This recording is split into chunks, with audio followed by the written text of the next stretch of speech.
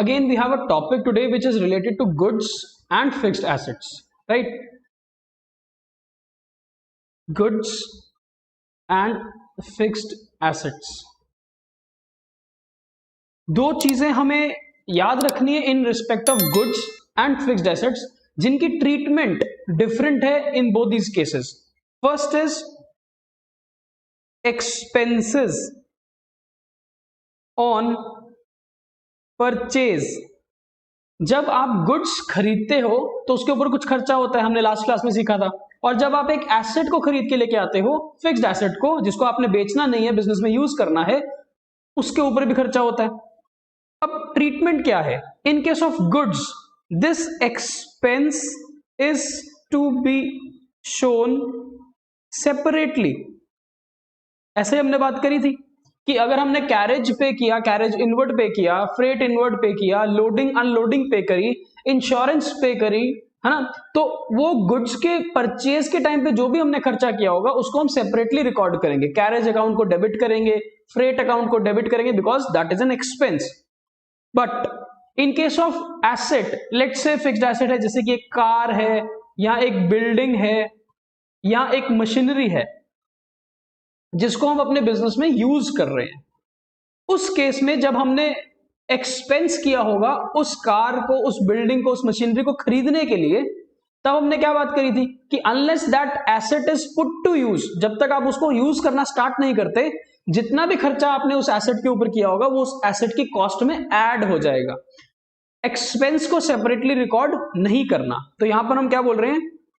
Expense not to be recorded or shown separately, but it will be added to the cost of fixed asset. Car की value increase हो जाएगी, machinery की value increase हो जाएगी, या building की value increase हो जाएगी. तो हमने एक डिस्टिंक्शन समझ ली कि अगर हम गुड्स खरीदते हैं और उसके ऊपर खरीदते समय कुछ खर्चा करते हैं, उस खर्चे को हमें अलग से रिकॉर्ड करना है. पर in case of an asset, it has to be recorded within the value of the asset, it will not be shown separately. ये बात तो हमारी क्लियर हो गई. सेकेंड इज प्रॉफिट और लॉस ऑन सेल.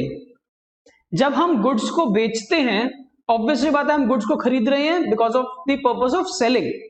तो जब हम गुड्स को बेचेंगे तो हमें या तो प्रॉफिट होगा या हमें लॉस होगा. अब उस प्रॉफिट और लॉस को not to be shown separately, जब हम गुड्स बेचेंगे तो या तो प्रॉफिट होगा या नुकसान होगा. ना प्रॉफिट ना ही नुकसान को आप अलग से रिकॉर्ड करोगे, बिकॉज जब आप सामान को खरीदते हो तो आप परचेज अकाउंट को डेबिट करते हो, है ना. आप जब सामान को खरीदते हो तो परचेज अकाउंट को डेबिट करते हो कॉस्ट प्राइस से, और जब आप सामान को बेचते हो तो आप सेल्स अकाउंट को क्रेडिट करते हो सेल प्राइस से. आपने ये दोनों ट्रांजैक्शंस, परचेज की ट्रांजैक्शन और सेल की ट्रांजैक्शन को अलग अलग अकाउंट में रिकॉर्ड किया है. And because of this reason आपको प्रॉफिट और लॉस को एनालाइज नहीं करना. आपको ये नहीं सोचना कि मैंने जब कोई सामान अपनी दुकान में से बेचा तो मुझे उस पर प्रॉफिट हुआ कि लॉस हुआ.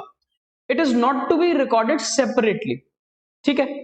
फॉर एग्जाम्पल, आपने 1000 रुपए का सामान परचेज किया था, तो जब आपने सामान परचेज किया तो आपने एंट्री पास करी होगी परचेज अकाउंट डेबिट 1000.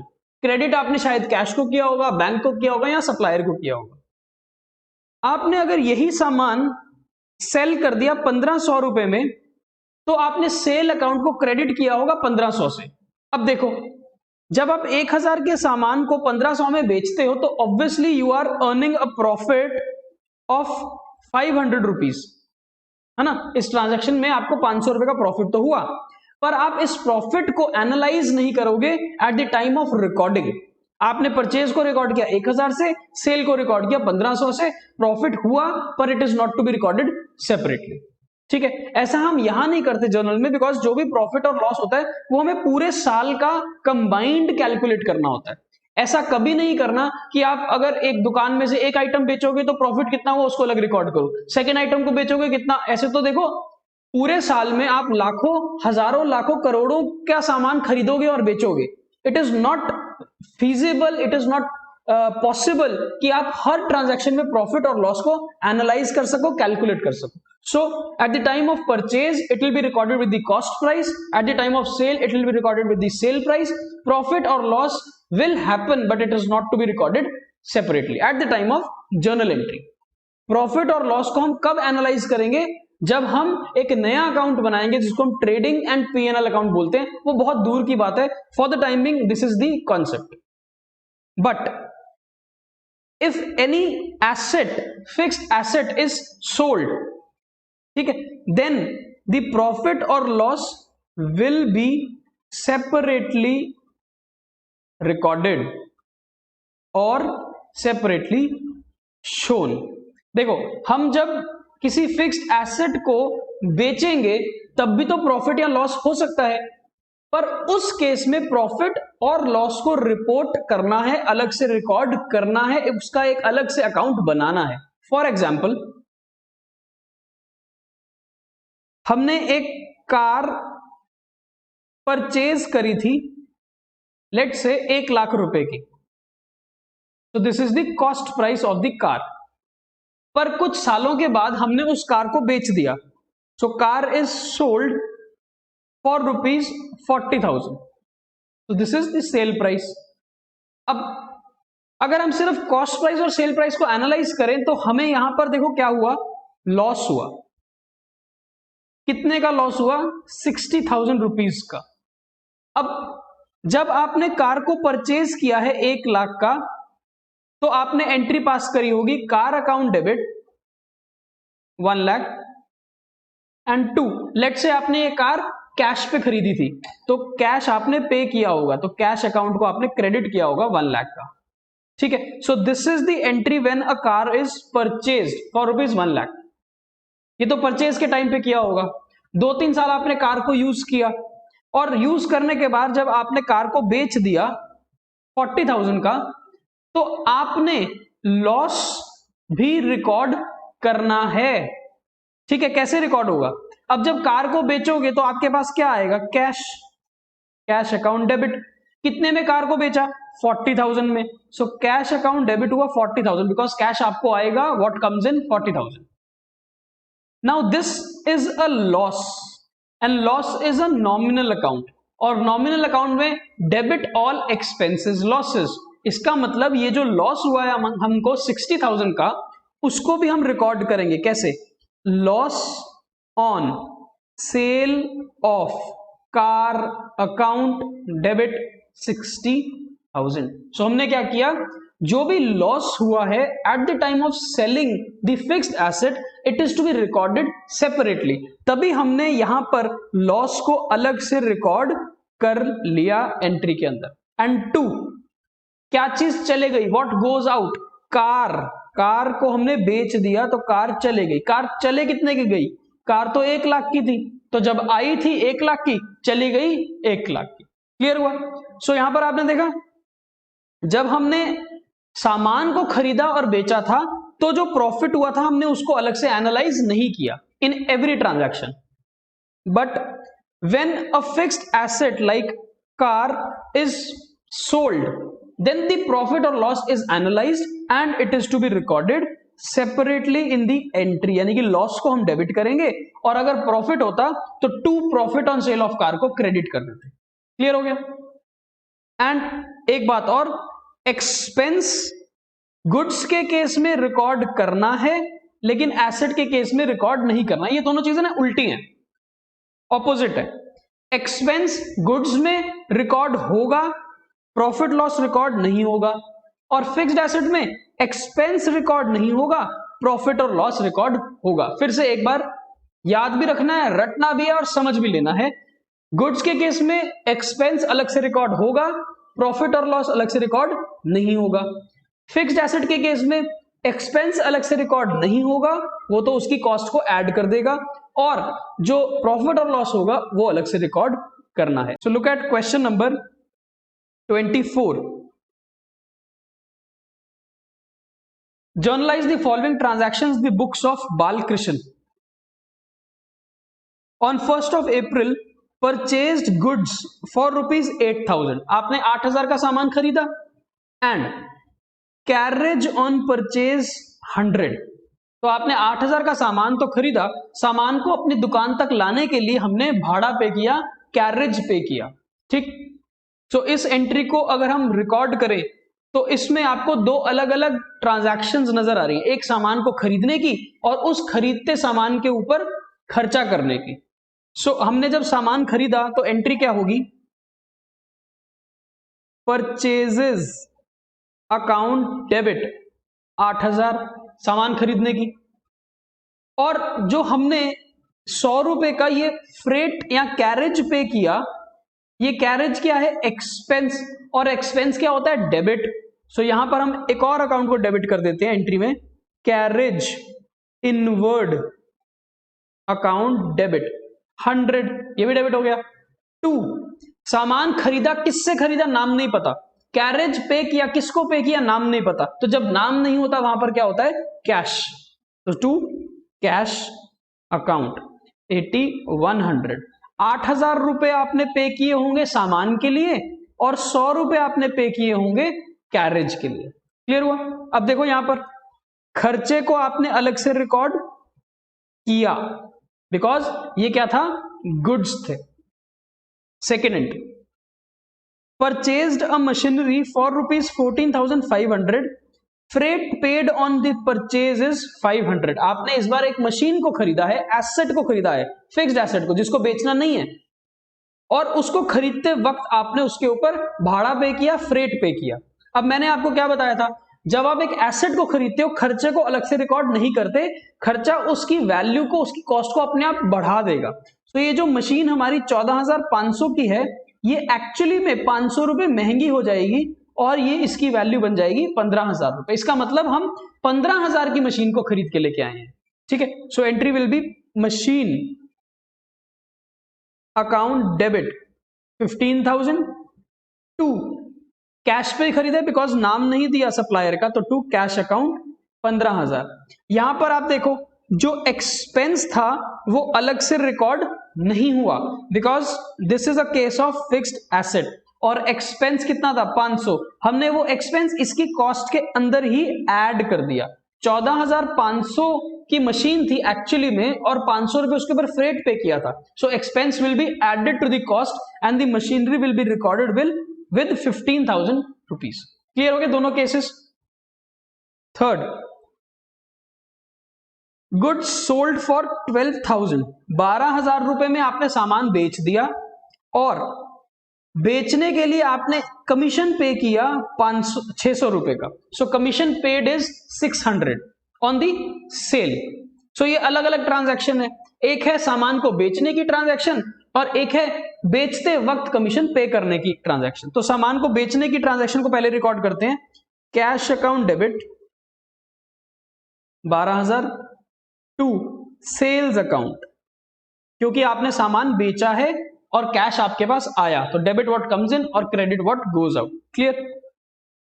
इसी के साथ यानी कि ए पार्ट की एंट्री ये है और बी पार्ट की एंट्री क्या है, आपने सामान को जब बेचा तो आपने कमीशन पे किया। Now what is this commission? Commission is an expense because आपने पे किया, तो एक्सपेंस को हम डेबिट कर देंगे। तो सेल्स कमीशन या simple commission account debit 600, 2 cash account 600। अब आपके मन में एक डाउट होगा, डाउट ये कि जब आपने सामान खरीदा था तो आपने एक्सपेंस को इसी एंट्री में बुक कर लिया था। ये देखो, आपने एक्सपेंस को इसी एंट्री में डेबिट कर लिया था, पर जब सामान बेच रहे हो तब बेचने की अलग से एंट्री कर रहे हो और एक्सपेंस की अलग से एंट्री कर रहे हो because these two entries are of separate और ऑपोजिट नेचर। परचेज जब कर रहे थे तब भी पैसा जा रहा था और खर्चा करने पे भी पैसा जा रहा था, तभी आपने ये दोनों एंट्रीज को कंबाइन कर लिया था बिकॉज कैश दोनों ही केसेस में जा रहा था बिजनेस में। पर जब आप सामान बेच रहे हो तो कैश तो आ रहा है ना, कैश तो आ रहा है, but for paying this expense cash जा रहा है। सो एक ट्रांजैक्शन जिसमें कैश आ भी रहा है और जा भी रहा है उसको आप सेपरेटली रिकॉर्ड करते हो, और ऐसी ट्रांजैक्शन जिसमें दोनों केसेस में कैश जाएगा उसको आप कंबाइन कर सकते हो। क्लियर हुआ? Fourth, furniture costing ₹15,000 is sold for 18,000, brokerage paid on sale is 1,000। बहुत ज्यादा इंपॉर्टेंट पॉइंट। फर्नीचर 15,000 का था जिसको आपने 18,000 में बेच दिया, लेकिन जब आपने ये बेचा तो आपको किसी ब्रोकर को उसकी ब्रोकरेज पे करनी पड़ी, कमीशन पे करा आपने 1,000 रुपए का। ठीक है, चलो। So there is a fixed asset जिसकी कॉस्ट प्राइस क्या थी और सेल प्राइस क्या है। कॉस्ट प्राइस थी 15,000 और बेचा है 18,000 में। ठीक, और इसको बेचते वक्त सेल करते समय आपको ब्रोकरेज यानी कि एक एक्सपेंस पे करना पड़ा 1,000 रुपीज का। अब पूरा कॉन्सेप्ट याद करो। कॉन्सेप्ट ये था कि जब आप एक फिक्स्ड एसेट को बेचते हो तो प्रॉफिट या लॉस अलग से दिखाते हैं, पर एक्सपेंस को अलग से नहीं रिकॉर्ड करते। तो यहां पर दोनों चीजें हैं। देखो, जब आपने सामान बेचा 15,000 का फर्नीचर अगर आप 18,000 में बेचोगे तो आपको यहां पर 3,000 रुपए का प्रॉफिट होगा। ठीक, पर 1,000 रुपए का जब आप उसमें से खर्चा पे कर दोगे, जब इसमें से 1,000 रुपए एक्सपेंस पे भी कर दोगे तो नेट प्रॉफिट कितना होगा, असली में प्रॉफिट कितना होगा, 2,000 रुपए। इसको ऐसे समझो, 15,000 का फर्नीचर जब आपने किसी को बेचा 18,000 में तो उसने आपको 18,000 रुपए दिए, पर उस 18,000 में से आपने 1,000 रुपए कमीशन एजेंट को दे दिए जिसने आपका ये फर्नीचर बिकवाया था, सेल करवाया था। सो अल्टीमेटली आपके पास 18,000 रुपए नहीं आए, आपके पास कितने रुपए आए, 17,000। सो आप ऐसे समझो 15,000 की चीज को आपने नेट सेल 17,000 में कर दी तो आपको कितना प्रॉफिट हुआ, 2,000 का। ठीक है, सो एक्सपेंस को अलग से रिकॉर्ड नहीं करना, इसका मतलब ये जो एक्सपेंस है इसको अलग से रिकॉर्ड हम नहीं करेंगे, पर ये जो प्रॉफिट है इसको अलग से रिकॉर्ड करेंगे। अब एंट्री क्या बनेगी, पैसा कितना आया आपके पास। आपके पास देखो 18,000 रुपए आए थे जिसमें से आपने 1,000 रुपए पे कर दिए, तो नेट आपके पास तो 17,000 रुपए ही आए हैं। So entry will be cash account debit 17,000। आपने खर्चे को रिकॉर्ड अलग से नहीं किया। 2, फर्नीचर क्या चला गया, व्हाट गोज आउट, फर्नीचर चला गया। फर्नीचर कितने का था, फर्नीचर था 15,000 रुपए का। ये देखो फर्नीचर है 15,000 रुपए का, तो 15,000 का फर्नीचर आपका चला गया। तो अगर 15,000 का फर्नीचर 17,000 में चला जाएगा तो आपको क्या होगा, प्रॉफिट, और प्रॉफिट होता है क्रेडिट, नॉमिनल अकाउंट है, क्रेडिट ऑल इनकम प्रॉफिट्स।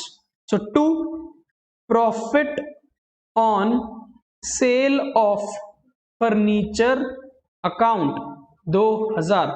अब ये एंट्री हमारी बिल्कुल सही है बिकॉज 17,000 डेबिट है और 17,000 ही क्रेडिट है। तो आपने एक्सपेंस अलग से नहीं दिखाया, पूरी एंट्री में देखो आपको एक्सपेंस वर्ड नहीं नजर आ रहा, पर प्रॉफिट आपने अलग से रिकॉर्ड किया है। वही तो फंडामेंटल है हमारा जब हम एक एसेट को बेचते हैं। 5th, अब बिजनेस व्हीकल मतलब लेट्स से कार। एक कार जो आपको 35,000 में आपने खरीदी थी, इसको आपने 30,000 में बेच दिया। So a car of 35,000 was sold for 30,000 and selling commission paid 900, और बेचते वक्त आपने सेलिंग कमीशन भी पे किया। सेम ही है ना ये बिल्कुल कॉन्सेप्ट। तो एक कार है जिसको आपने परचेज किया था 35,000 में, सेल प्राइस 30,000 और एक्सपेंस ऑन सेल 900। अगेन फंडा क्या है, बिकॉज ये एक एसेट है, फिक्स्ड एसेट है ना, तो एक्सपेंस को अलग से रिकॉर्ड नहीं करना, प्रॉफिट लॉस को रिकॉर्ड करना है। पहले इस पूरी चीज को एनालाइज करेंगे। अगर आप 35,000 की चीज को 30,000 में बेच दोगे तो आपके पास कितना पैसा आएगा? 30,000, जिसमें से आप 900 रुपए तो एजेंट को दे दोगे जिसने आपकी ये कार सेल करवाई है। सो इन हैंड आपके पास 29,100 रुपीज कैश आएगा। सो कैश रिसीव कितना होगा? फाइनली 29,100। तो इसका मतलब 35,000 वाली चीज को आपने 29,100 में बेच दिया, बिकॉज आपने खर्चा भी तो उसी में से पे करना है। सो अगर 35,000 की चीज को आप 29,100 में सेल कर दोगे तो 5,900 रुपीज का आपको हो जाएगा लॉस। अब देखो, ये जो 900 का एक्सपेंस है इसको अलग से रिकॉर्ड नहीं करना, और ये जो लॉस हुआ है आपको 5,900 का, इसको रिकॉर्ड करना है। So entry will be cash account debit. कितना पैसा आया आपके पास? फाइनली कितना पैसा आया? 29,100, बिकॉज 30,000 जो आएगा उसमें से आप 900 रुपए एजेंट को पे कर दोगे। So finally you will receive 29,100 cash. ठीक, लॉस डेबिट करते हैं, डेबिट ऑल एक्सपेंसेस लॉसेस। तो यहां लिखेंगे loss on sale of car account. कितना लॉस हुआ आपको? 5,900 का। और to car credit what goes out. आपकी कार थी कितने की? आपकी कार थी 35,000 की, बिकॉज आपने इसको 35,000 में खरीदा था। तो 35,000 यहां डाल दो। अब ये एंट्री भी हमारी बिल्कुल सही है, बिकॉज 35,000 क्रेडिट है और टोटल 35,000 ही डेबिट है। आई होप आपको ये फंडा क्लियर हो गया होगा।